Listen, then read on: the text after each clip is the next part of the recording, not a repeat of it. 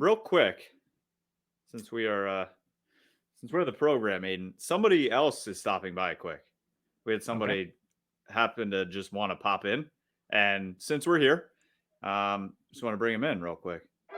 No way. Hello, man. There he is. What's going on? What's up? Chris Hansen here, and I'm going to need you all to take a seat right over there and check out Birds versus Boys. I think you're completely right here, and I hate it. Yep. Hey, idiots. Stop doing dumb things. I got 2 phones. Upset alert. Upset alert. I might go insane. I think you're already there. There's no hope. Hope is gone. If this was an AFC North podcast, we'd be done in 15 minutes. Bob Hope. I'm going to drink bleach. That Be the team you promised me you were going to be this year. This is the Consciously Hopeful podcast. I'll be watching. Ladies and gentlemen, welcome to episode 92 of Birds vs. Boys. It is Thanksgiving week. It's week 12, right? On the NFL season, I think. No idea. Yeah. I think it's 12. Yeah, last week was 11. So we're week 12. Dallas Cowboys are at home against the Oakland Raiders on Thursday night at 4:30 on Thanksgiving. And then the Eagles take on the Giants on Sunday in the Meadowlands. We have an absolutely packed show. Cowboys coming off a loss last week. Eagles coming off another win. But, Aidan, how are you feeling? Actually, I know how you're feeling. I am so fired up. I don't think I've been this fired up for an episode in my entire life. If I cough up a lung during this show, don't even need it. Don't even want them. The Eagles got me. I'm living and breathing on the Eagles. I have bronchitis. As you may have guessed from my previous episode last week, I was very sick. Turns out it was bronchitis. Don't care this week. I could cough up a lung. Doesn't matter. Eagles are back. And then you had bronchitis and got your booster shot. Yeah, the doctor was not thrilled with that decision for them to let me have the booster shot. I told him I was sick, and they let me have it anyway. And then he told me that is honestly the worst thing that you could have done. So I was on my deathbed, and you know what day I started feeling better? Sunday. Wonder why. Sunday. Jalen Hurts is the savior, isn't he? He cured your lung. Did everything. Jalen Hurts took that guy's ankle, and it healed my lungs. He is a savior, a messiah. He's a healer of people, of cities, And he's a healer of cities and a breaker of ankles. Healer of cities, breaker of ankles, and I don't, or it just might be Mary Kate from Delco. She could be the healer. She is everything I would expect. That video was so funny because everybody knew right away. You could almost hear her Delco accent through the screen. Yep. And then afterwards, we found out she is, in fact, from Delco. And she has an alcohol company, which makes it even better. Stateside, you better watch out. Might have a new sponsor on this program soon. Right? All right. We got any technical notes before we dive into this absolutely action-packed program?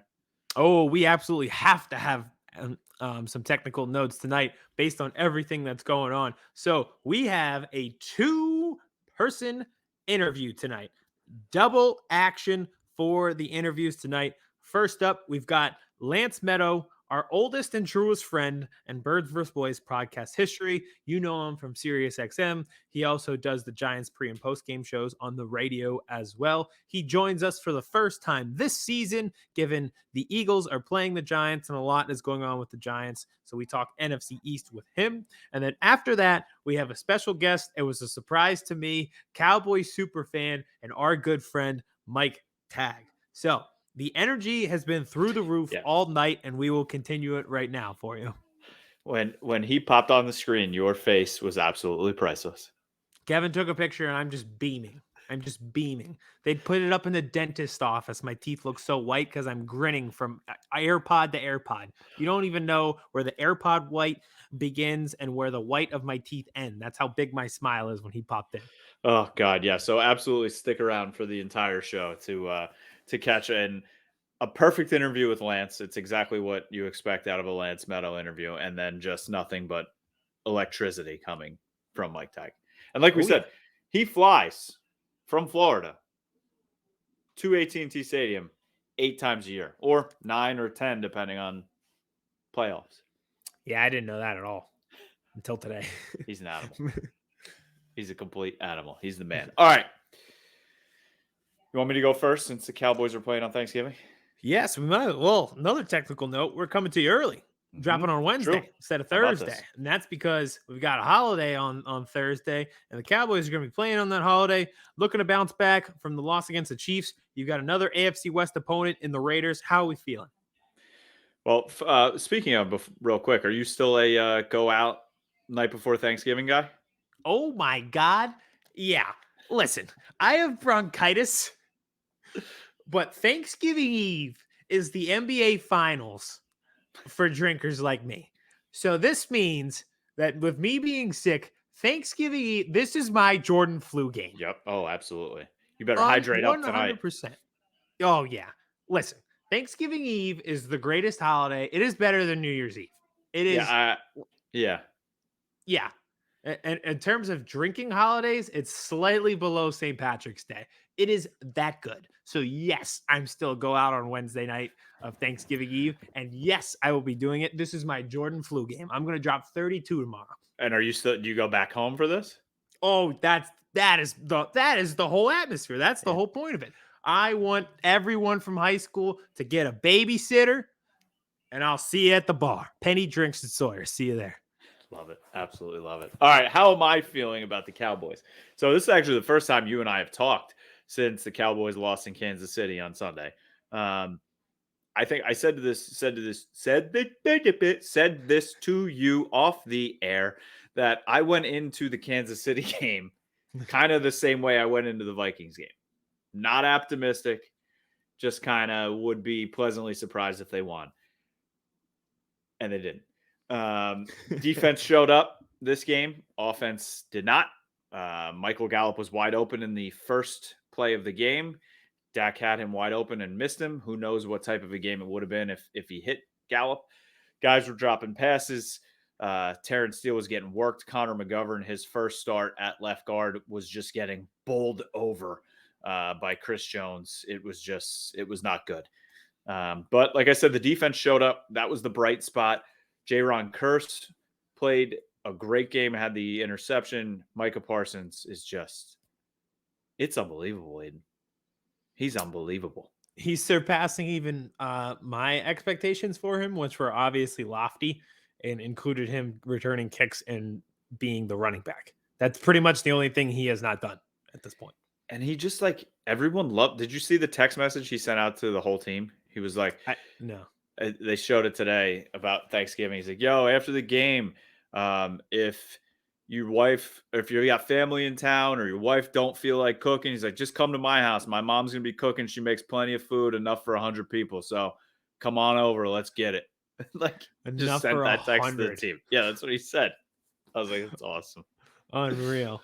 And then, so a little bit more on the Kansas City game before I go into the Chiefs game. So obviously they were out without Amari Cooper, and we found that out on Friday that he tested positive for COVID and was unvaccinated. We didn't know if he was vaccinated or not.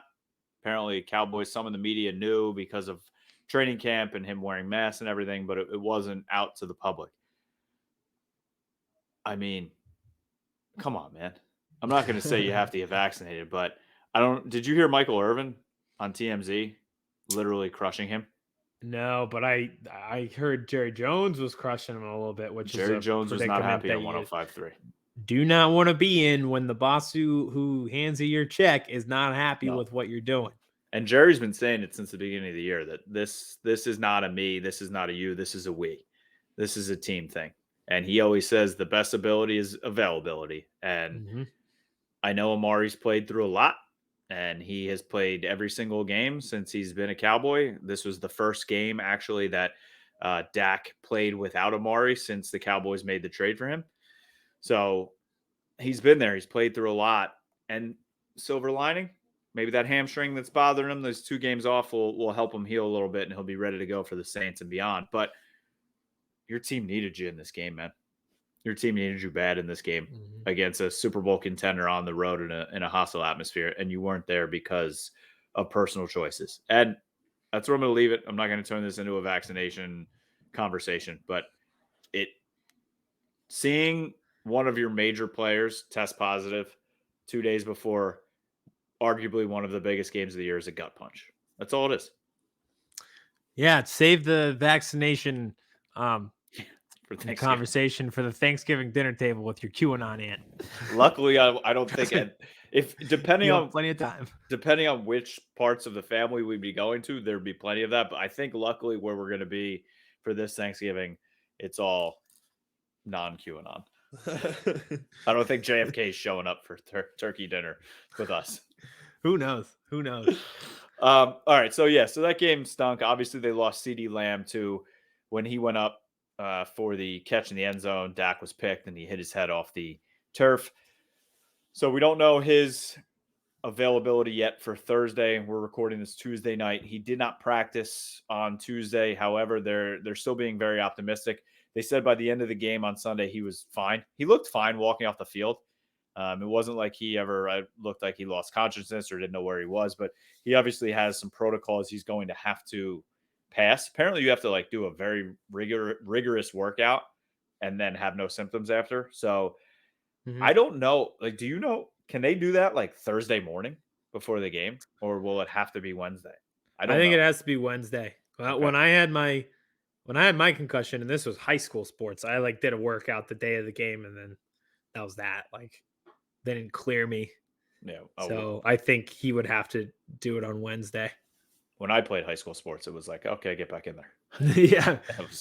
Can you count the two? Yep. One, 3. Yeah. 1, 3. Good enough. There was We're two good. numbers. All right. Back in the game. Put your helmet back on. So we'll see if 88 is going to be in, but it sounds like Tyron Smith is going to be a go. He was full participant in practice on Tuesday. And Lance Medow will touch on it too in our interview, but it's true. I've never seen a team more reliant on one left tackle than the Cowboys in the Tyron Smith era. It's unbelievable. When he's not in the game, this offense falls apart. Mm-hmm. They can't run the ball. They can't protect. He's the second most important person on this team besides Dak Prescott. Yeah. This is how Eagles fans feel about Lane Johnson. Every time he's gone off the line, everything falls apart. Isn't it unbelievable? It's it's Yeah. It's unbelievable how and they have Zach Martin. They have Zach Martin at guard. It's just no matter what they've done, and I'm not going to say Terrence Steele. Terrence Steele has done a great job this season, having to play for Lyle Collins at right tackle, and then all of a sudden they threw him over to left tackle. That's not easy. If you're an undrafted free agent, and a year later you're starting for a Super Bowl caliber team on the right side, you play 5 games and play well, and then all of a sudden they're like, "Oh, go play left tackle." What? Yeah. It's hard for all pros to do that. They say it's like wiping your ass with your opposite hand. Go to the bathroom tonight and try and do that. I don't know if I could. I was about to say, I think that's what's hilarious is that I've heard that analogy used before. I think I think I heard Mark Schlereth use that. And I forget who else. But yeah, I don't know. All right. Another thing that I'm worried about in this team is linebackers. Oh, Leighton Vander Esch is bad. yeah, but you knew this going in. The problem is you thought Micah was going to be a linebacker, and now he's one of the best defensive ends in the league. But at the same time, it's all right, well, now what do we do? A linebacker. And Jabril Cox gets hurt, and you're like, all right, well, that could have been the Cox. There you go. Nice.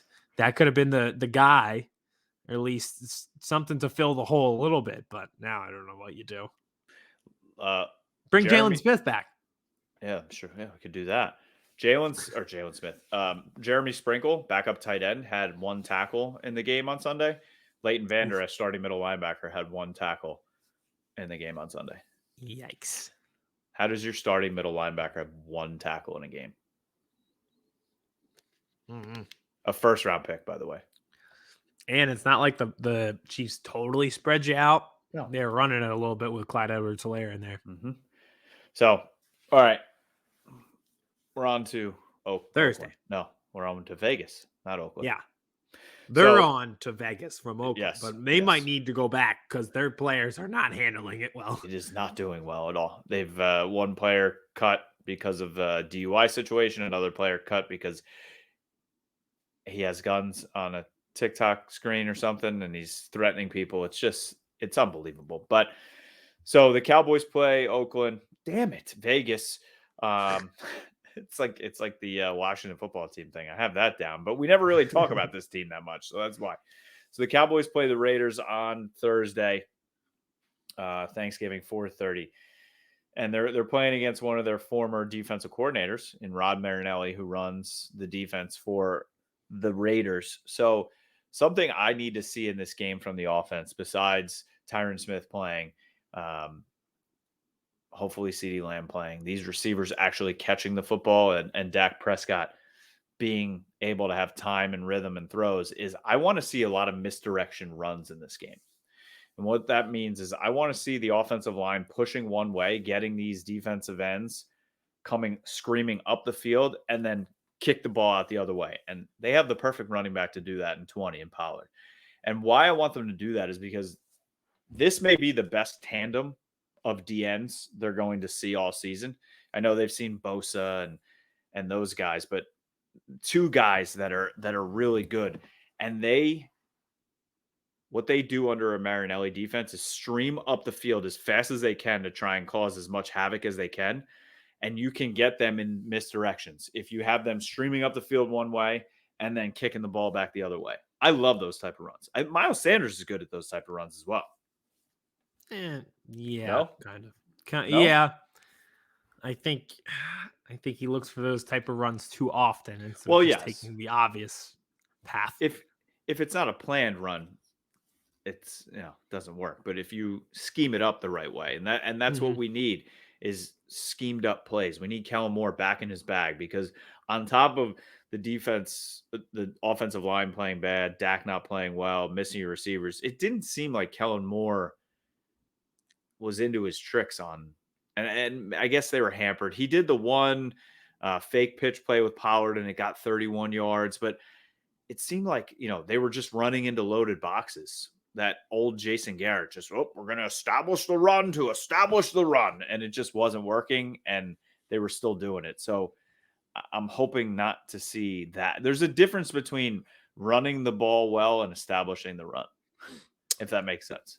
Yeah, it definitely does. It definitely does. I think one of the issues is with his bland play calling. When you lose people during the game, like you lost CeeDee Lamb, and you lost Amari Cooper after you put in your game script for the week, that throws it off, because then you're like, all right, I'm just scrambling with what I have. When you have a full week to go over it with these guys, when you're shorthanded, then you can still toss in the sprinkles and get a little crazy, even when you have backups, because they know what to do because they practice it. Now, in this situation, I don't know what they do, since it's a short week playing on a Thursday, and you're not really going through practice this week as it is. So we'll see how much how vanilla the game plan is for him. Luckily, they play better at home, especially for the offense. Dak plays really well at home. And yeah, we'll see what they have. If CeeDee's not there, and we already know Amari's not playing, I mean, this is Michael Gallup's time to shine, right? Yeah. This is his time to make his money. We just saw the Tim Patrick deal. What was it? He got like 3 for, I forget how much million, but I think Gallup 10 a year. Yeah, 31. I think it was 3 for 31. Yeah, something like that. So I think Gallup is right on that par to get that kind of contract, even maybe a bigger contract than that. So he needs to go earn that now. Show teams, or show this team, that you can be a number 1 or that number 2 behind CeeDee. If there's any inkling of a thought in Jerry Jones's mind to move on from Amari Cooper after this year, show him what you can do, and this is his time. So hopefully we can see that out of Gallup, especially even more if CeeDee's not there. But hopefully with 88 and 13 on the field, I'd feel much better. But I just threw a paperclip at my screen that I was holding, and now it's sticking to my screen. Is it? Literally. I was wondering what that was. Yeah, that was a paperclip that I was twirling around, and now it's stuck on my screen. So I want to see Malik Collins in this game, or excuse me, Malik Turner, if they need to go deep into the wide receiver core. Noah Brown is not catching the ball. It seems Cedric Wilson is still hurt with the shoulder. He dropped one again the other day. Put 17 on the field. He catches the ball. He had one catch the other day. He had 2 touchdowns at the end of the Denver game. Yes, I know it was in garbage time, but the dude has earned some snaps. So if you need to go into the depth of the wide receiver core on Thursday, please put 17 on the field. Just like you. Just put the guys out there that produce. I don't care if they're like, well, he's 5 on the depth chart. Well, he's fucking producing. Put him on the field. Yep. That's usually my MO. It's simple as that. So, and then the last thing for this game is, 2 things. Contain Darren Waller. Please find a way. Yeah. I would like to see Jaron Curse on him as much as possible. They're going to be without Donovan Wilson, their one safety. I'm very interested to see how they play this. They were playing a lot of too high safeties against the Chiefs because that's kind of the defense that was giving them fits. I'm interested to see what kind of defenses they play in this game against the Raiders. But a guy like Jaron Curse is the type of guy that can contain Waller because he's got speed, he's got size, he can run with him, he can body him up. So contain Darren Waller because, Zay Jones on the outside? Without Ruggs there, they don't have that home run hitter. Their offense really has sputtered since his leaving the team. So, and hopefully you can contain future Hall of Famer, top 5 quarterback Derek Carr. That's one can only hope to contain him. You cannot stop him. That's the only thing I can hope. But on the other side, Dak needs to put the team on his shoulders and win this game. And even if he's without CeeDee. Yeah, you just have to beat Derek Carr. Like that's Dak Prescott has to be better than Derek Carr. Like that's it. Done. Boom. Analysis. If he can't be, I'm nervous. Yeah, listen, they can do Sunday NFL Countdown for 3 hours on ESPN on Thanksgiving just to get ready for this game. Doesn't matter. Dak Prescott has to be better than Derek Carr. It's not that hard of an equation to crack. Go do it. Go win. Yep. Go win the damn game. That's all you got to do. You're coming off do it. We play to win the games. Go win the damn game. That's it. Because this division is not locked up yet. And that's where I'll lead you into the Eagles on their winning streak. And I'm not saying I'm panicking yet, but I have a bead of sweat coming down my forehead. There's an object in the rear view mirror. How far away it is yet to be seen. We don't know yet. But it's running up your back. There's another car on the highway. And you can see it in the distance. And my hope is it's the scene from Jeepers Creepers when that truck ran up on them and Jeepers Creepers came out. And then everything except for the scene when he ate the tongue. That was a little bit weird. We're not going to eat tongues, but we will try to win a division and make the playoffs. You ever notice that this banner looks like it's just staring me to death and wants to kill me? It does. At the angle that it's at, it's looking right down on you. That's not a good thing. Speaking of the Eagles logo, Eagles Giants, this week, I have said to you in the past, I have said it many times on the show. Joe Judge, I make fun of him, but I am sincere in everything that I say about him, that I do not respect him as a head coach. I do not respect Daniel Jones as a quarterback. To me, the baseline of NFL play is Joe Judge and Daniel Jones. So, if I'm going to believe in Jalen Hurts and Nick Sirianni, they must beat guys like Joe Judge and Daniel Jones. We're going to get into it with Lance last night. And if you're hearing this 2 nights ago, Monday Night Football, I don't know how much you watched the game for fantasy purposes. I watched the majority of it. The Giants just looked lethargic. There just wasn't a lot of energy there. And it was the first time. It was so strange. I've never seen an offense that's so anemic. They took the energy out of the opposing crowd. It was so dead. And it was just so lifeless, and you could just tell that the Bucs were going to win. The home crowd had no energy for their team because the Giants were so ill-capable of producing points. I've never seen that before. They literally lulled everyone to sleep. That's except for Kevin Hart. I don't know how he has that energy. I say that. Me and my mom talk about that all the time. I don't know where he either. gets that energy at. It's unbelievable all the time. He is the Energizer Bunny. It is remarkable. But so that actually getting into this week, I am a little bit the only thing that has me concerned because I do think on paper we're probably the more talented team. Obviously, momentum wise, we're the better team right now. But I think you got to change things up on offense for the Giants, and maybe they get a little spicy. Maybe they try to get some wrinkles in there, whether it's Tony. Yeah, I was about to say an end around to Kadarius Toney, Wildcat with Saquon Barkley. Just try anything. Just try anything to try to spice this offense up. Yeah, they're at 3-7. They have nothing to lose. They fired your offensive coordinator, but I don't want to be the team that you're testing these things out on. I don't want to be the team you were in 3rd and 9 on every possession last night, and then everyone knew that you're going to have to blitz Daniel Jones. I don't want to have to be the team that finds out what happens when you do the end around to Kadarius Toney, and then it's 2nd and 2. And in these type of games too, I'm in 4-down territory as soon as I get to the 40, your own 45 all game. If you get 1 first down, you are automatically in 4-down territory in a game like this because it's like we're reaching the point of job-saving territory for both Daniel Jones and Joe Judge because you're running out of scapegoats as Jason Garret was fired. So, like I said, and Evan Ingram, like another guy, it's time to earn a contract.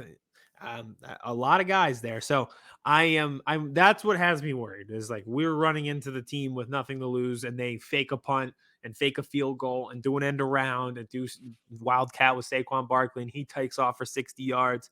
That's my fear right now. Everything else, lining these two teams up, I like our chances. How do you feel if like a team, well, I know obviously the Saints were one of the best run defenses in the league and you guys torched them, but if a team, let's say halfway through the game is really just stifling the Eagles run, do you think Jalen Hurts has enough to put it on his shoulder and go win a game that he has to throw in? See, that's the next phase for us. We haven't been in a position yet where it's like, all right, there's 3 minutes left in the game. The game's tied at 20. You have 2 timeouts and the 2-minute warning coming up. Go down and get me a field goal. Like, can you lead the team down the field? And do you have the weapons capable of doing that? Like, what do we do if Devontae's doubled in that last when you have that 3-minute, 2-minute hurry up situation? Like, who else is catching the ball? So that's like the next step. Maybe we find out this week. A lot of these division games are close. We've obviously beat the Giants a few times on walk-off field goals, so it wouldn't shock me if this is a close game, most notably the 61-yard field goal. But there's been a ton of close games between the two teams in the past. Even last year, I know it wasn't a field goal, but we won. And then even the year before, it was a walk-off in overtime. So, and last year was 22-21. So all these games are really close. That's that next step for Jalen Hurts. Yeah, I'm interested to see it. I really am. I have nothing against Jalen Hurts, and Mike Tagg talks about it too. I mean, he unfortunately is easy to root for and not easy to hate. And I like when he went back in at Alabama to win the SEC championship game when Tua got hurt, like that was the ultimate, yes, I'm rooting for this guy to win this. And then at Oklahoma, same thing. Yeah. But now I hate him and it kind of hurts.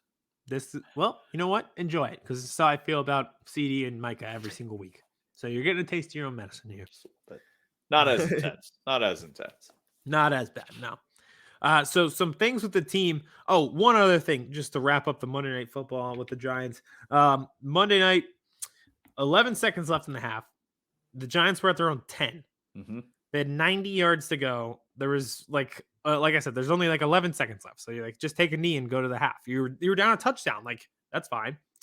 They somehow throw it, which would have been a disaster because Jason Pierre-Paul almost had a strip sack at the 4-yard line. It would have been terrible. Tony ended up fumbling the catch, which there was no time left, so it ended up not mattering. But the entire play and them deciding to throw was a disaster. And it looked like Joe Judge was yelling at Kadarius Toney. It's like, this guy is just such an everybody else's fault guy. Yeah. It's unreal. The second he threw Jason Garret under the bus last night, you knew he was like, listen, I may be going down, but you're going down first. And did you know Jason Garret, he did his classy, sent out like a thank you and like resignation type thing. He thanked every single person in the Giants organization except for Joe Judge. That's the sign of a good locker room. Yeah. I love that move though. Yep. That is the class. Everybody does that. Thank you to everyone except for the person who is to blame for me being gone. And I think Malcolm Jenkins did that when he left. He thanked everybody except for Howie Roseman because Howie Roseman did not offer him a contract extension. And Joe Judge is one of those guys that's reading that in his office and getting so mad that his name's not on there as a thank you. Oh yeah, without a doubt. I love it. All right, so some things with the Eagles. TJ Edwards got a contract extension this week. This comes after he has played very well. Had an interception, and he had a very nice pass breakup as well, or else the Saints would have converted that 2-point conversion. So he has played well. Another guy, just like Mailata, who's been viral this week for just obliterating. And like I said in the post-game reaction show, game day reaction show, he didn't play offensive line. He wasn't blocking. He was emasculating people. Yes. So just like another diamond in the rough. Howie Roseman is just so good at finding the diamonds in the rough. Yes. And then just truly atrocious at hitting the obvious cash move. Like he goes through more obstacles to find gold than those kids in the Outer Banks. But did you see that video of the Brinks truck opening up on the highway and all the cash comes out? Yep. That move where he would drive right by. Yep. That's Howie Roseman. Diamond in the rough, hits him 100 times. Obvious cash move, Justin Jefferson over 100 yards again in the first quarter for the Vikings. Not a chance. They should not let him in the draft room until the 3rd round. Oh, we would be a Super Bowl contender every year. If you let me pick the people, the first and second round, we would have DK Metcalf and Justin Jefferson right now, and also Michael Parsons. How about that? And Owusu Karamoa, among other people that we liked. Ugh. Yeah, just lock them out to the 3rd round. Oh God, it's unreal. You would still have Carson Wentz surrounded with weapons. Well, yeah. Totally different history in this in this situation. But that's who he is. Like an Australian rugby player. All right, we'll hit on him. Wide receiver on the greatest college offense of our generation. Nah, we're good. Oh, thank you. Nope. Hit on that guy, not on Justin Jefferson. It's unreal, but that's kind of who he's become. And at least we do have those diamonds in the rough. Davion Taylor unfortunately got hurt, and he had been playing well, which I was ready to write him off as a bust, but he had surgery today, so it looks like he'll be out a while. So it'll be another opportunity for TJ Edwards there. Yeah. Would you say that was probably his best game yet against the Saints for TJ Edwards? Yes.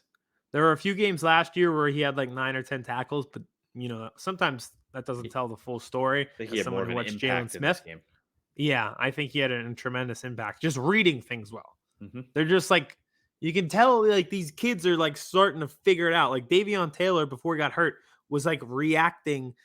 The speed doesn't matter if you don't know where to be, but now he's knowing where to be, and you could tell. So they're starting to learn, which is what you want to see. Absolutely. Speaking of the injuries, one more here. So Jordan Howard's probably not going to play this week, which that sucks because every time he has been productive, every time they give him a chance. And it's going to be on Miles Sanders this week. Boston Scott always terrorizes the Giants, so I'm sure he'll get some run as well.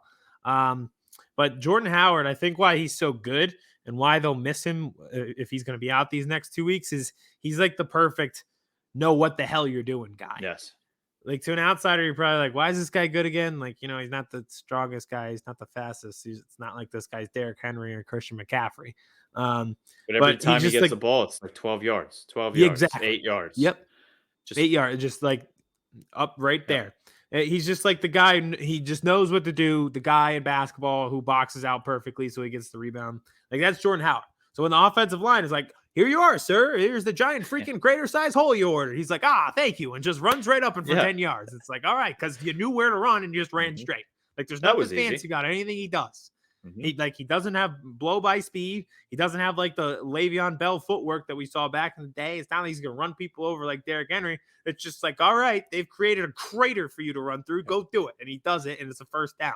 The end zone is that way. Okay. Yeah, run straight and get us closer to that. You see that end zone with the logo? Run straight as hard as you can until we get there. And that's literally was our game plan for 3 weeks. Hand the ball off and run straight until we get to that freaking goal line. That's the plan.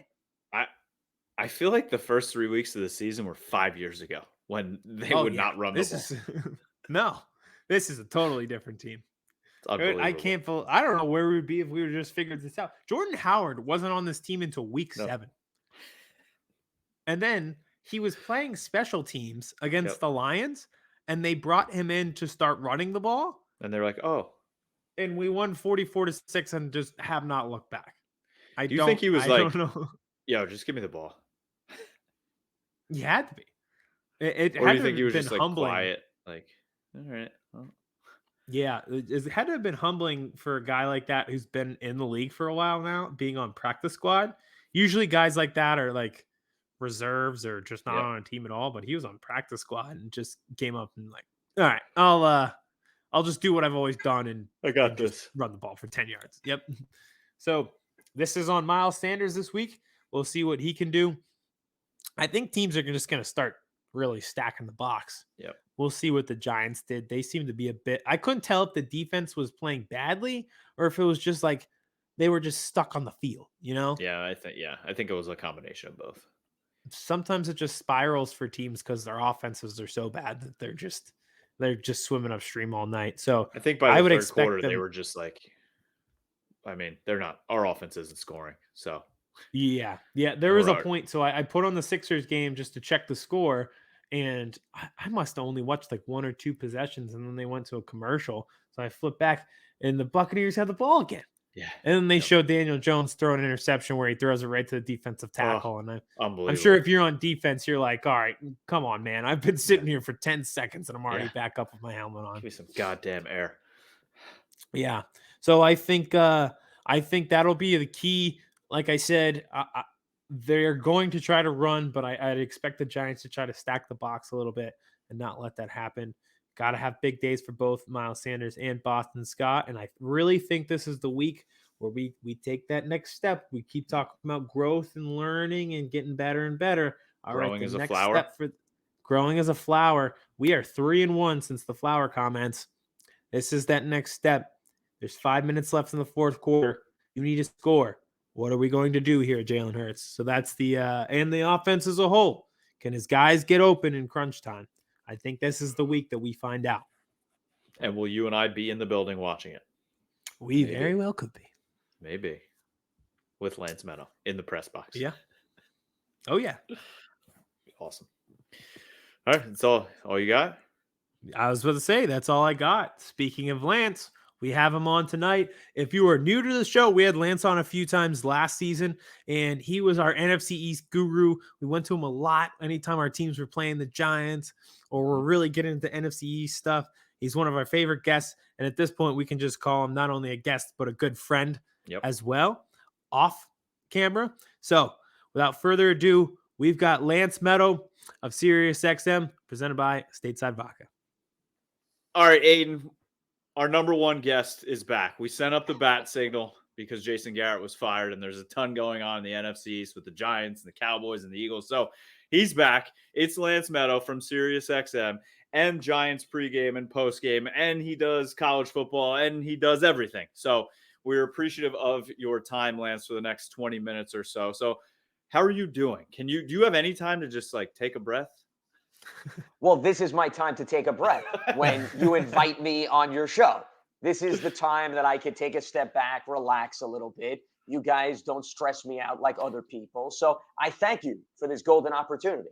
That might be the best compliment we've ever gotten, Aidan. That is exactly what we're going for. We're going to goof around a little bit, and we are the stress reliever. Mm-hmm. That's right. So just know you have an additional role in my life. Yeah. Oh, we're in like addition therapists. to breaking down football. Yes, exactly. Yeah. We'll keep it easy going, but obviously I know some of the questions with the Giants today aren't great. So big story this week. Giants lose. The offense kind of looked lethargic last night. Jason Garret is fired today.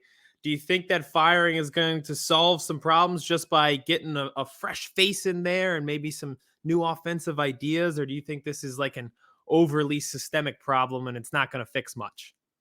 Well, that's a great question because I think it's important for Giants fans to understand, and a lot of them were calling for Jason Garrett's removal. There is no quick fix, guys, in the National Football League.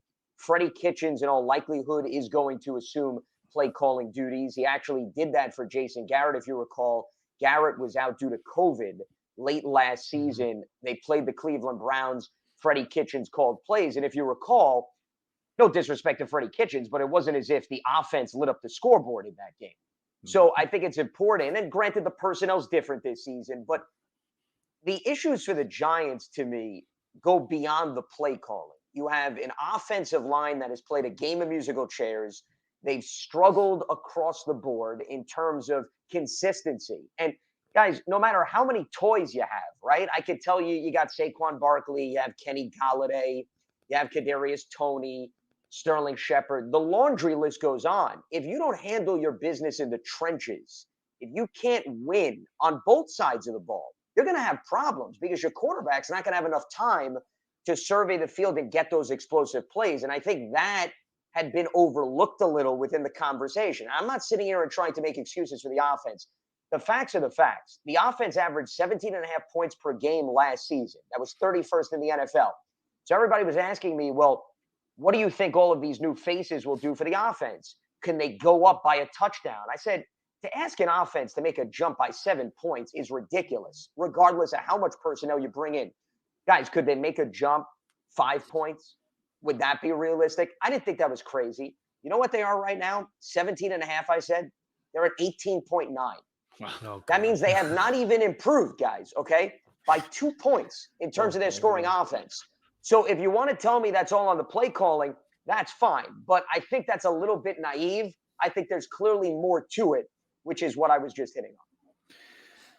Oh yeah, it looked lethargic and ugly at points, especially during Tampa last night. But all right, so it took the Giants 26 games to fire Jason Garret. I think it took the Cowboys like 162 or something. But two-part question for me: what is the reaction from Giants Nation of the firing, and is Joe Judge next?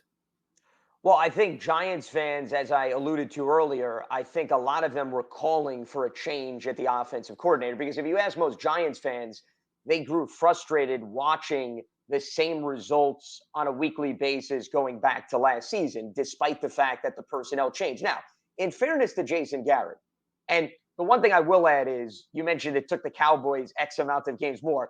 They were doing a lot more winning with Jason Garret at the control. So, let's give him his due compared to the results with the Giants. Yes. Okay. Hey, that got an applause. So, I'm here all week, guys. I just want everybody to know that.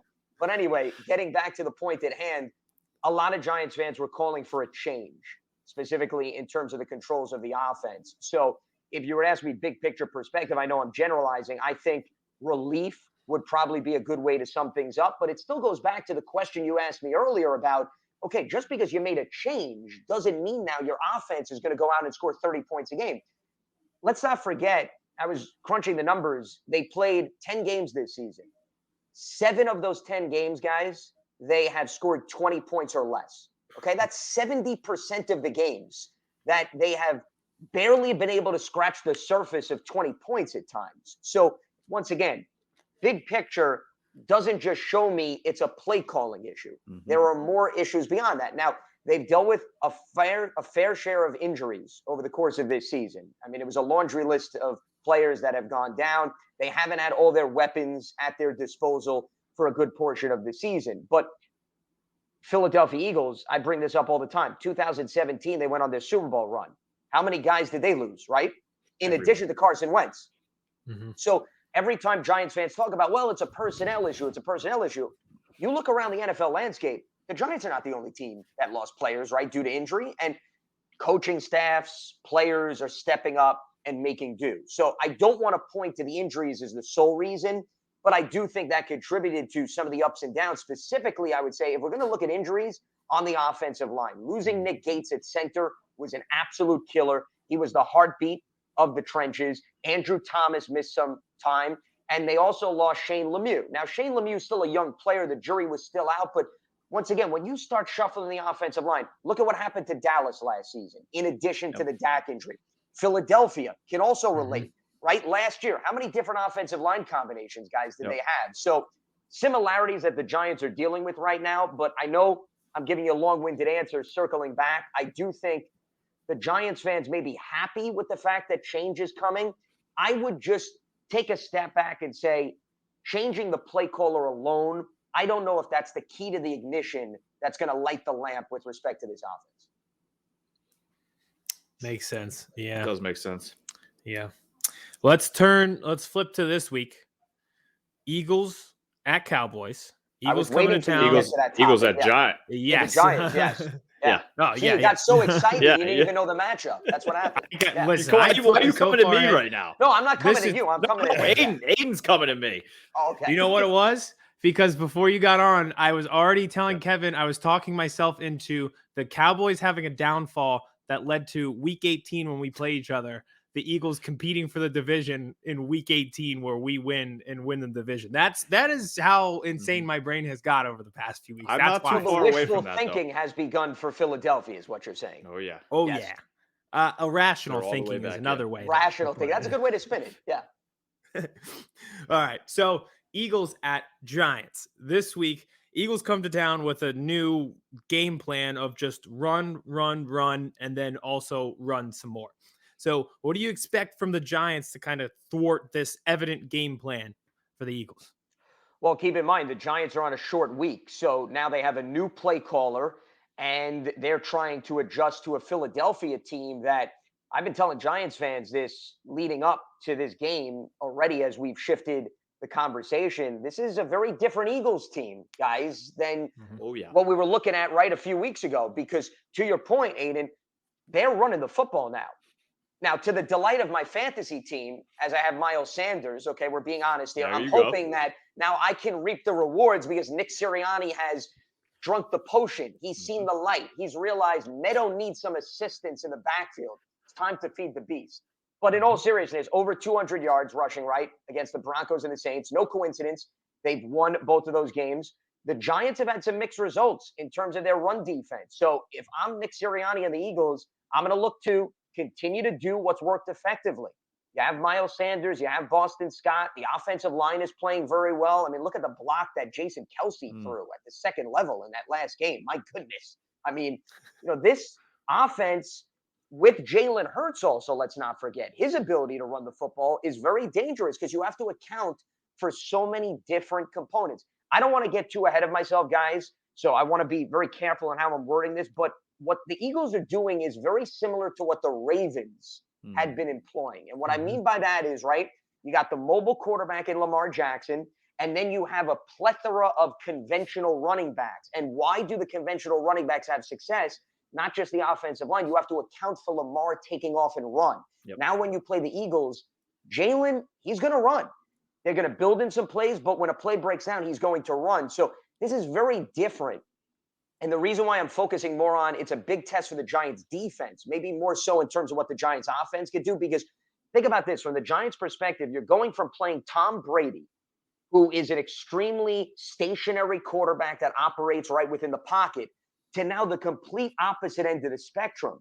And the Giants defense took a step back Monday night, struggled immensely getting off the field against Brady. Now you have to be even more well-disciplined because of what Jalen Hurts and that Eagles rushing attack is throwing out towards you. So I'm more interested. I know everybody's going to talk about the Giants offense, what they're going to do with a new play caller.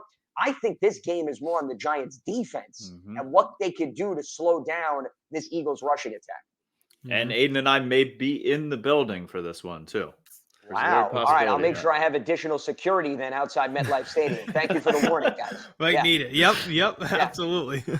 All right. Now, I know you do full NFL, so I'll give you kind of tie it together between Giants, NFC East, and full NFL. This Thanksgiving, Lions and Bears. We might be subjected to one of the worst Thanksgiving Day games of all time.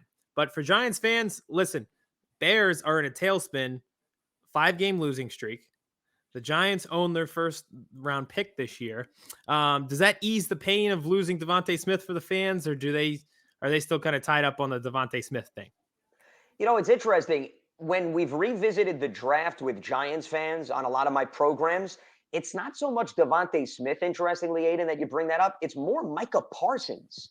Yeah. And see, now Kevin's Let's go. is because they think that Parsons could have helped boost the pass rush. Now, in fairness, though, what I tell Giants fans, and I like both of those players, I think Parsons has had far more of a significant impact. Now we're starting to see Devontae, I think, come into his own.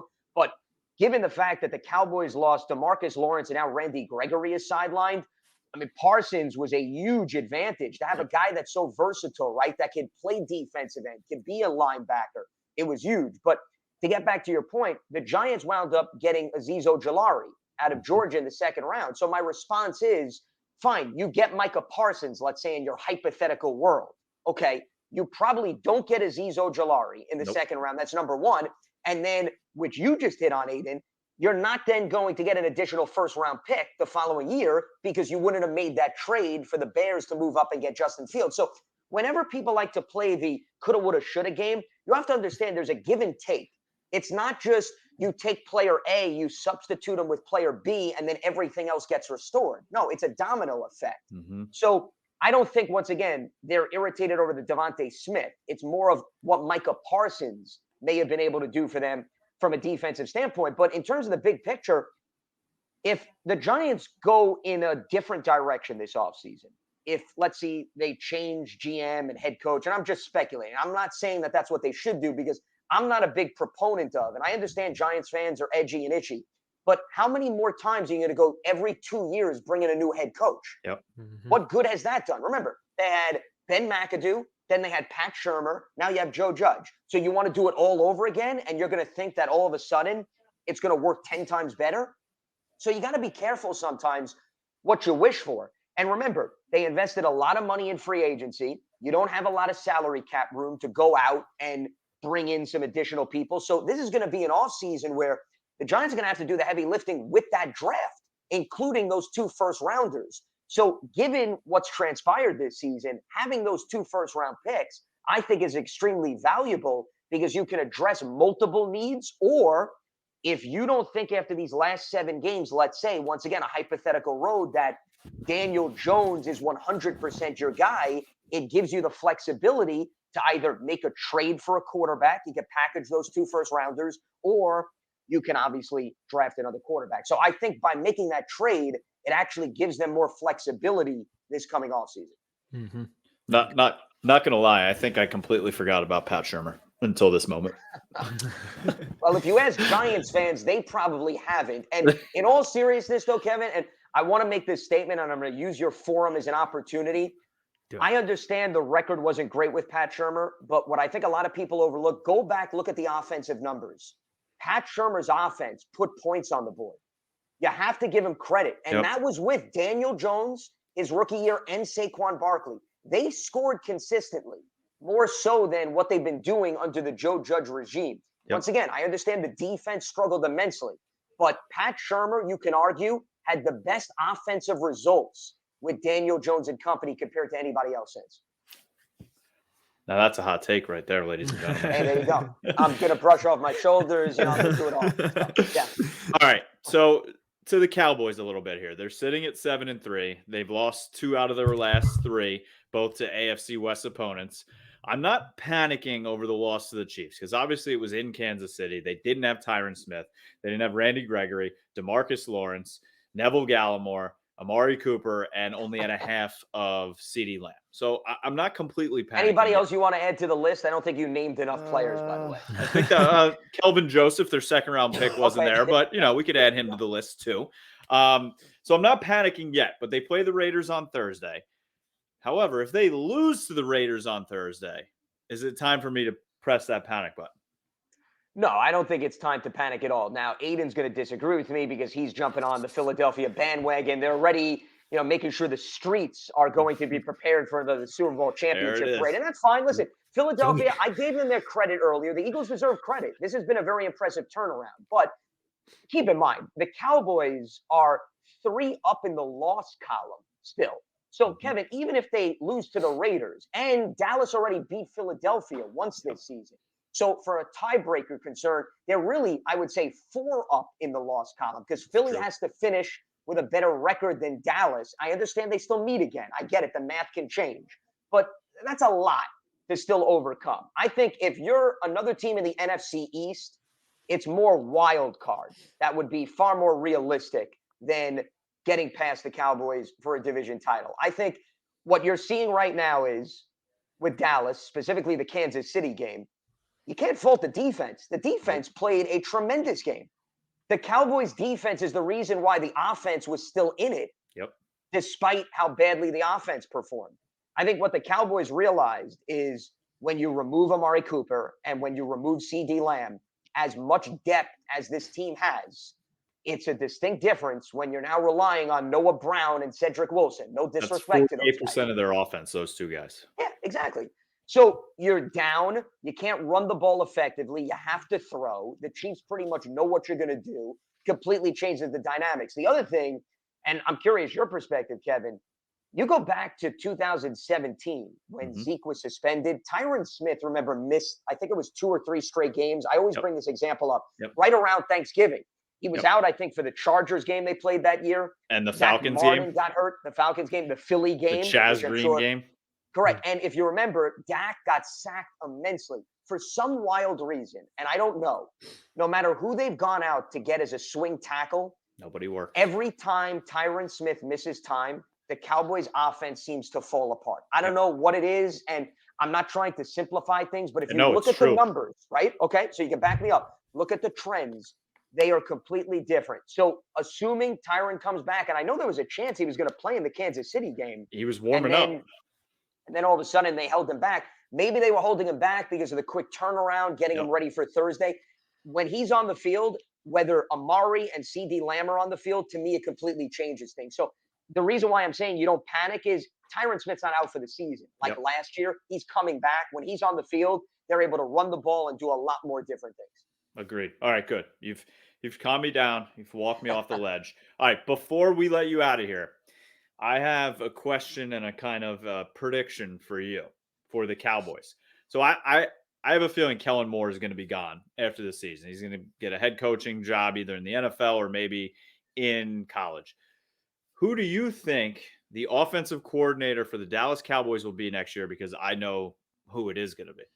And you're going to laugh. Wow. Putting me on the spot here. Well, I will say this. Somebody the name has been mentioned on this program already tonight. Oh, I know where you're going. Okay, wow, you're already going down the road of reunion? No, not him. Oh, okay. You're not going with the person. No, not going with the clapper. Yeah, I was going to say. That's where I thought you were going, because we did bring up his name. We mentioned his name already on this program. Well, we did mention Pat Shurmur, but he's with Denver. I don't think you're going down that. I mean, listen, it's a chance Denver does change their coaching staff this season. I'm not throwing that out. Wow, I'm a little bit lost in terms of who was brought up. All right. I'm having some blanks. Ben McAdoo. He's a special assistant. That's right. He's on the Cowboys coaching staff. He will be the offensive coordinator because McCarthy's not going to go out and find a new. That's why he's there. Well, and he shouldn't. See, what I was going to say before you threw that name out, I don't think if Kellen Moore does leave, and I don't know, remember, he got some interest on the college level this past season. He decided not to pursue that. And, you know, he also has to ask himself what jobs are going to be available and does it make sense for him? Because how many times have we seen, right, coordinators take these NFL jobs, and I would never stand in the way of somebody going for a promotion, but then all of a sudden you don't have the same personnel. You have to designate responsibilities and things don't go as smoothly as you anticipated. So Kellen, to me, and I'm not getting your hopes up that he's going to stay, but based on his decisions previously, Kellen Moore seems to be the type of guy that he doesn't just take a job for the sake of taking a job. He actually gives it some thought. And I think he realizes how good he has it in Dallas and how dangerous that team could be, that if he can continue to have success at this level, maybe he should wait it out for a much more attractive job. But in the event he leaves, Ben McAdoo, I was going to go with somebody on the staff.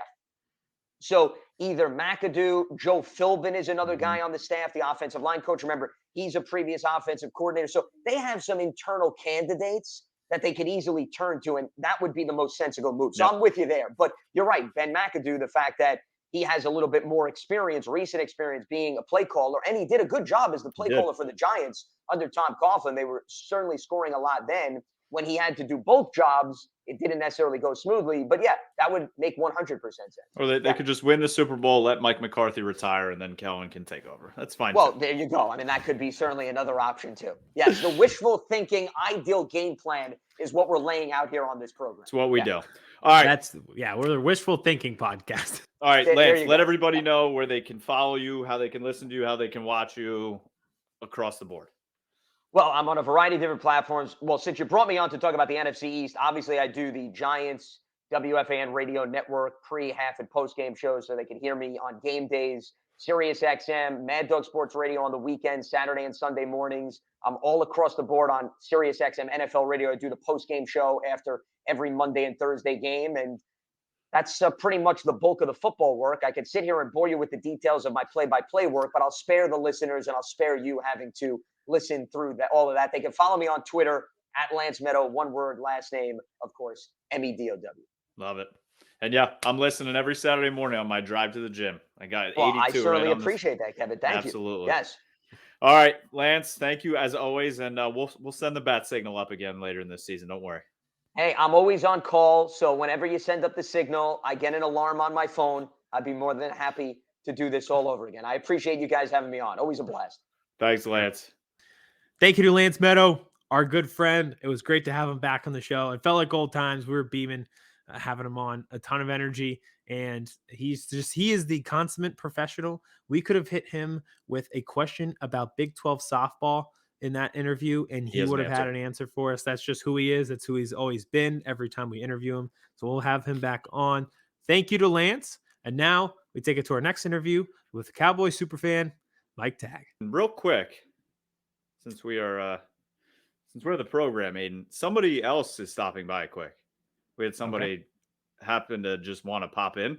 And since we're here, just want to bring him in real quick. No way. Hello, man. There he is. What's going on? What's up? I just wanted to come here because I know Aidan's getting a little excited. He thinks his Eagles won a couple ball games. They're feeling good. Got to put you back down to reality, let you know that, as always, you guys are a homecoming opponent. I said it before. So don't get excited. It's all going to come to an end very shortly. If you haven't I told Kevin before this, I have already talked myself into week 18 being a Cowboys collapse and we win the division in week 18. That is my dream. This is what I have to deal with, Mike.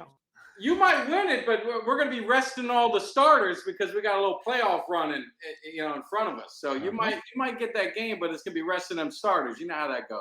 Oh, no. I've talked myself into the Cowboys 2 seed. We're the 7 seed. Nothing to lose. Go into AT&T Stadium, win the game. I've already talked myself into it. This is what I'm going to get for you. I'm sending this up your way because after you get done demolishing you, I want you to be wearing this shirt. Oh, he'll wear it on your next show on that podcast.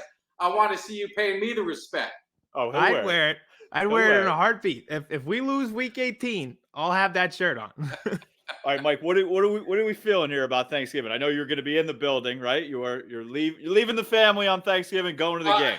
I'm bringing my son, so it's a father-son weekend because the wife's going away to a cheerleading competition that she's doing. So they're handling their business. I'm going to handle mine, but you know what the record is. Take that Denver game aside. We won't talk about that one, but the record with me there is very nice. So I think we'll get this thing together. I think CeeDee's going to play, get Tyron back.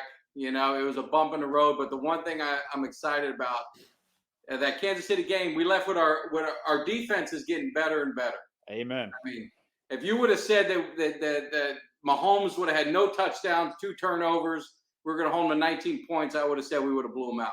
Yep. So I think if he hits Gallup on that first play, it's a different game.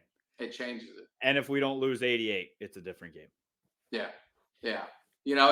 We played one of our worst games, and we're still in it. Within the last quarter, we're still in the game. So I think it'll work out. But I just get, you Eagle fans, man, I don't know. You guys are getting hyped. You were down at the bottom, and now you win a couple games against some scrub teams, and now you're feeling pretty good about yourself. Crawling out of the hole.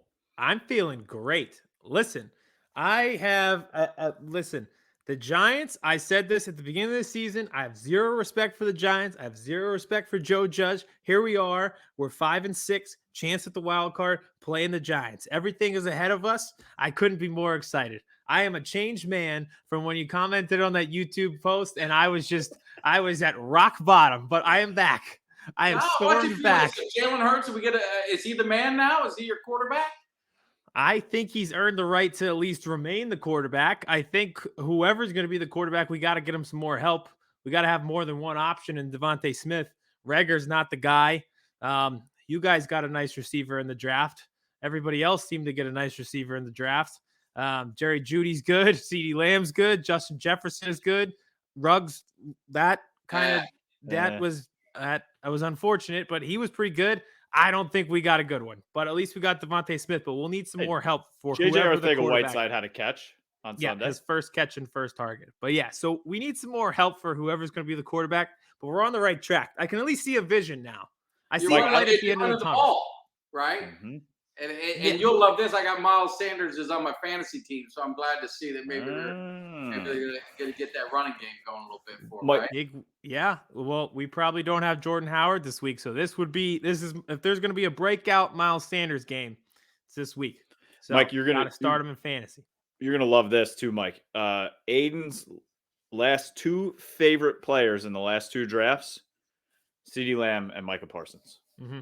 Well, I know, right? You grew up in Parsons' neighborhood or around this area, so hyping them up.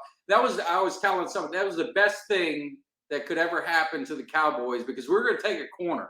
Mm-hmm. I mean, we're going to get one of those corners, and then Carolina and Denver really did us a favor because he's changed this defense, and it was a blessing in disguise for us. And the Giants should have had him too. They just decided to trade back and let him fall in our laps. I can't wait to see how good he is with 90 and 94 on the field together with him too. It's going to be unbelievable. Yeah. I mean, we got to get healthy, but I just, and we're not going to make any excuses. We've been humbled a couple games, but it's the adversity that makes you that path to the playoffs. And that's what I think this team needs. You see it with every Super Bowl team. That's what I tell everyone is, no one goes in. You saw what happened in New England, except for the 72 Dolphins. New England went in 18-0 or 17-0, and look what happened. They finally got some adversity. They got punched in the mouth. They didn't know how to respond. The Cowboys are learning. These are learning games for them in the middle of the season. I'd much rather them be now than later. So, we take it. We lost a tough game on the road, but we'll handle that business Thursday. I'll be there, make sure that happens. If not, I'll jump on the field. We get a little healthy. I think Tank will be back. I think Gallimore will be back by the New Orleans game, and then we make the run. Amen. Let it fall. But I'll give Philly credit. They're playing good. I mean, I'm not gonna deny it. They're playing much better. And I like Hurts in college, so I'm happy for him. Just he's not gonna, he ain't gonna be able to get it done against the Cowboys. I don't think so. He's easy to root for, so I'll keep rooting for him. You're right, though. It's all about health. Like, we started to get healthy, we started playing better. It's gonna be the same for the Cowboys. Healthier you are, more full your roster is, better off you are. So it's about when you make that break. Like the Panthers, Broncos, you start 3-0. Okay, that's fine. That's whatever. It's when having momentum at the end that matters the most. When's the hype video dropping? Did it drop? Actually, I just got home. You might see the glass in my eyes. I was out at 5:05 having some drinks, so I'm ready. Get some time with the family. I got to get it going. So the hype video is actually, as soon as I get off with you guys, it's going to drop. I'm getting ready to lay it down. So. Well, go lay it down, man. Go lay it down. Fly safely to Dallas. Report back to us with a W. And we're gonna have you back on later this year once. Oh, definitely do it. And Aidan, I'm giving you a personal invitation. Next year, you get your ass down to AT&T. You got a ticket beside me because I want to see the look on your face when we handle that business. I'll make sure you're safe. No one's gonna mess with you pre-game, post-game. I got your back. But you got a personal invitation to come sit next to me at the next Eagles game in AT&T. I won't go up to Philly, but I'll let you come down here. I'll be there I too. am 1,000% in. As soon as that schedule releases, I know when I'm going to be in Dallas. Yeah, it's done. You got a ticket. You just got to get there. We'll handle the rest, and we'll have a good time. And then, Perfect. Mike, I'm going to need your help. Once my firstborn is coming in March, I'm going to need your help making that kid a Cowboys fan. I need to keep it away from my wife and this Eagles crap. So I need take your that help as on that one. personal responsibility. Yes. I will handle that business. I will tell my wife you are the godfather of the child. That's it. All right, man. Happy Thanksgiving. Thanks for hopping on. And yeah, go Cowboys, baby. All right, you guys be good, man. I'll be seeing you in a little bit. Take care. Thanks, Good Mike. to see you. All right, take care. All right, Aidan, how scale 1 to 10, how surprised were you by Mike Tagg just showing up out of nowhere there? Literally 11 out of 10. I was racking my brain of who it could have been, and I thought it was going to be somebody silly, like somebody from Branded or something like that, or like Vince was popping in because he's working on another project right now. When I saw Mike's face, I just lit up. You took a picture, and in that, it's just like I'm just lit up. I was so happy to see him. I love that guy. He's perfect. He's absolutely just perfect. That video he made for us earlier in the season too. And he was going to make his hype video as soon as he was done with us. He's like, I don't know if you can see how glassy my eyes are. I had a couple drinks, been drinking since 5:30. Meanwhile, it's 8:30 when he popped on. So I'm sure that video is going to be popping. I hope. Yeah. I was about to say that was perfect timing because this will come out and the hype video will come out same time, and it'll be like 5 minutes apart that we talk to each other. Perfect time. Bang, bang. All right. So before we end this show, if you're new to the program, we always do a TikTok or two ranking. So we have 2 TikToks tonight, Aidan, right? We do. And because this is going to be a Thanksgiving themed show with the Cowboys playing on Thanksgiving, we have a little bit of football and a little bit of Thanksgiving. We oftentimes do power rankings of NFL teams. Tonight, not only are we doing that, but we will be power ranking our Thanksgiving side dishes as well. I'm sure there's going to be a lot of comments in the comment section for that one. I can't wait to see which one's argued about more. NFL, Thanksgiving sides. I think both of them are going to be. I think it'll be Thanksgiving. Yeah. Yeah. Oh, yeah. All right. Let's do our teams. Right. Let's power rank these. Right. We did not do power rankings last week. No, we did not. And I'm glad we didn't because mine would have been all flipped around anyways. Yep. Vince, like we said, working on another project. He'll obviously edit this after the fact. So we don't have our normal triangle. It'll just be Kevin and I. So let's start with the power ranking of the teams. All right. So top 5 NFL teams power ranked right now. Go for it. At 5, I have the Patriots. I have no idea how we let them as a society get good again. That's on us. We kind of let that one slip under the rug, and I don't know how. That was bad. We let them get good again. This is bad. 5 for me, it's the Rams. They're still there. Yes, they've been a little shaky. Stafford's been throwing some interceptions, not looking as good. Wasn't on the same page with Odell Beckham in their first game against the Niners last week. But I think the Niners are sneakily going to be a very good team at the end of the year here. But it's the Rams. It's still that roster is completely loaded, and I can't not have them in my top 5. At 4, I have the Chiefs. Now, this is one where I did see it coming, where I knew that they were going to be good again. So they are now on a 4-game win streak going into their bye week and a few good wins there in the process. So at 4, I have the Kansas City Chiefs back in the top 5 power rankings. 4 for me. I saw this one coming. The Kansas City Chiefs. They just took care of my Dallas Cowboys at home. That defense. The people that keep saying, well, their defense isn't good. Stop living in September. This is just like the Eagles are a different team right now. That Kansas City defense is a completely different defense than it was in September and October. The Chiefs are ready to go on a roll. I would not be surprised if we see them in the Super Bowl for the AFC once again. At 3, I have the Packers. I know they lost this week, but again, I think their defense is really strong. That's been the issue in the past. I'll trust Aaron Rodgers and Devontae Adams as long as they're playing together, even if this is the last dance. So at 3, I have the Packers.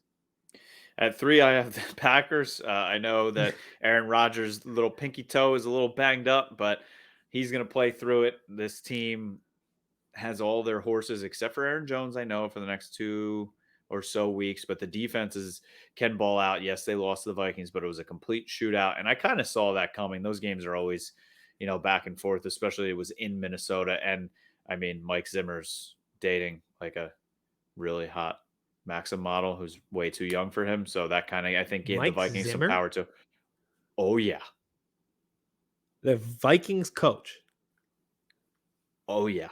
Well, I'll show you after the No. TikToks. Mhm. Oh, God. Ugh. All right. Is that your full description for number 3? Yes, that's enough. Got it. All right. At 2, I have the Titans. I have no clue how they lost to the Texans and the Jets the same season, but they also at the same time probably have the most impressive strength of schedule. They beat the Chiefs that we talked about. They've beaten the Bills. They've beaten the Colts twice. They have a slew of really good wins on their schedule this year. So at 2, I have the Titans. 2, I have the Tampa Bay Buccaneers. They put the Giants to sleep. I know that you had just had a Derrick Henry moment there. I know that everybody probably was like, well, they lost 2 games in a row. I don't care. They lost games in a row last year. This team, the defense is still stacked. They still have number 12. Antonio Brown's coming back. Gronk's back. They're just loaded. And I don't care. They have to be in this top 5, and I think they should be as high as 2. Yeah, you should be, but sometimes you forget that they exist, and then they don't end up in the list. All right, at 1, I have the Cardinals. They've won 2 out of 3 with a backup quarterback. They do have the best record in the NFC. It's been impressive what they've been able to do, even without Kyler Murray and DeAndre Hopkins. If AJ Green turns around on that touchdown pass, they probably beat the Packers as well, which is another really good win. So at 1, I have the Arizona Cardinals. At 1, I don't think it can be anybody else but the Arizona Cardinals. To be able to go 2-1 without Kyler Murray and DeAndre Hopkins is absolutely unbelievably impressive. And now they get their bye, and they're going to get their horses back healthy. This team is a matchup nightmare for almost any team in the league. They play tough and their finesse at the same time. It's really crazy. It's weird. And Zach Ertz seems to be coming around, having fun. He had 2 touchdowns last week. So, it's an easy team to root for, unfortunately, because they are in our conference. So we would have to see them probably in the playoffs, but Cardinals 1 for me as well. Nice. Now, before we go into Thanksgiving, would you like to see who I was speaking of for Mike Zimmer?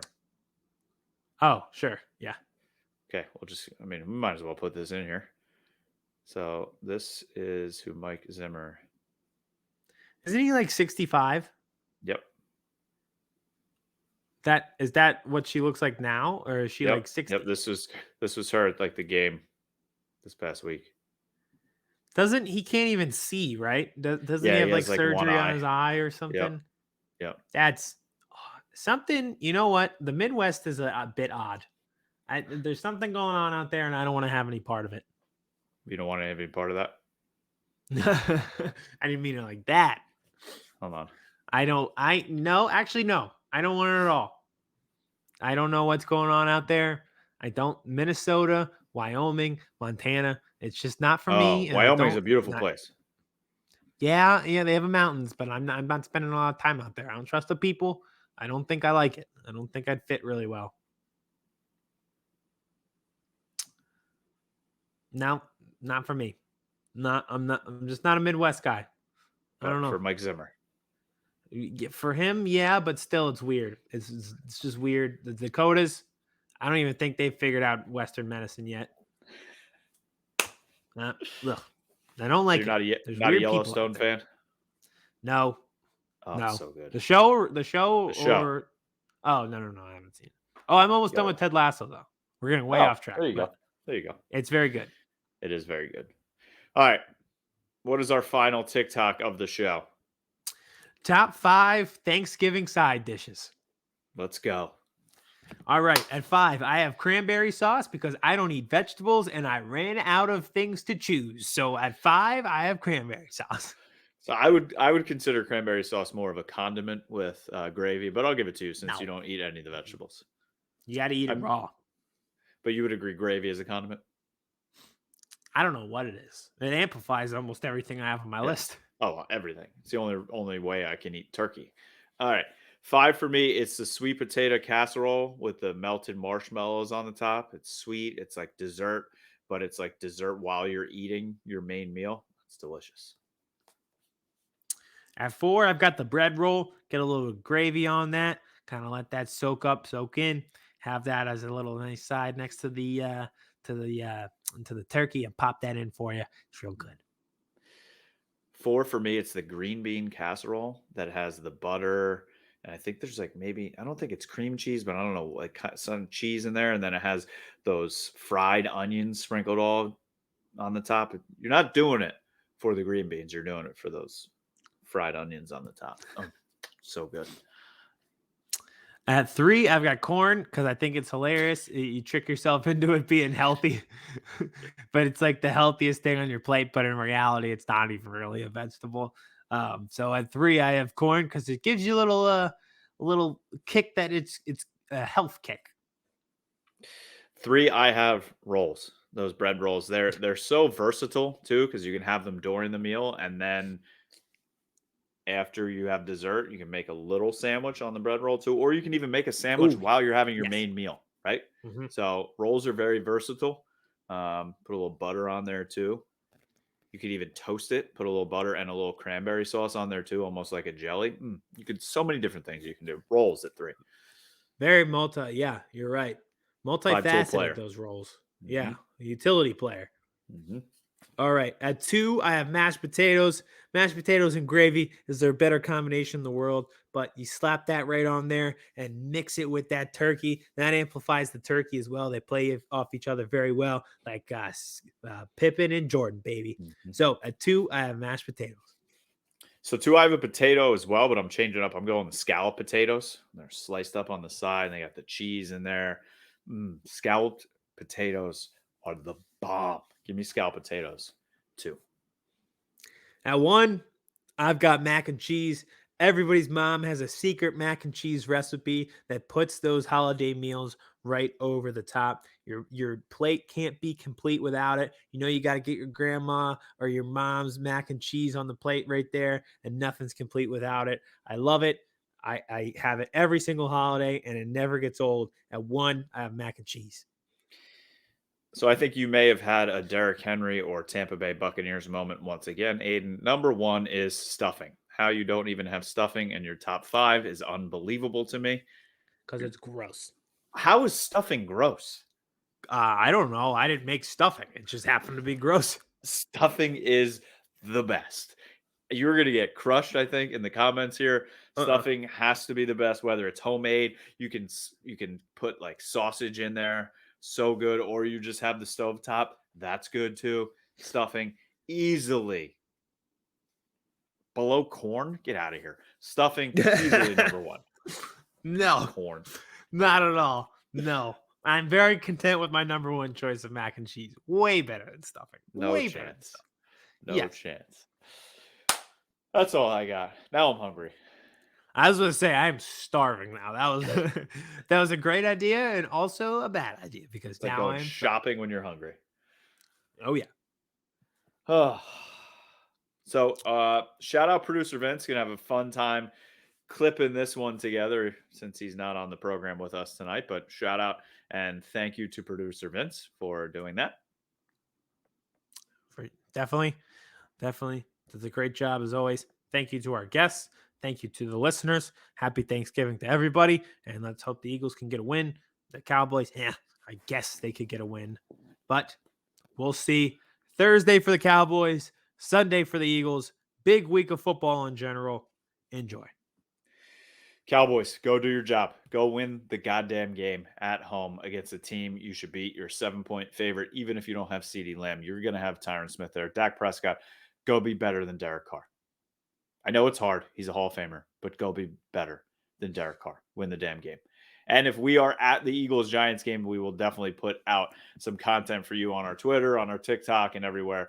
Make sure you're following us everywhere podcasts are out. Check our reaction shows. That actually would be fun. We could do a post-game Eagles reaction show together live from the parking lot after. That would be delicious. That actually is a good idea. That's a great idea. So check out our reaction shows on our YouTube page.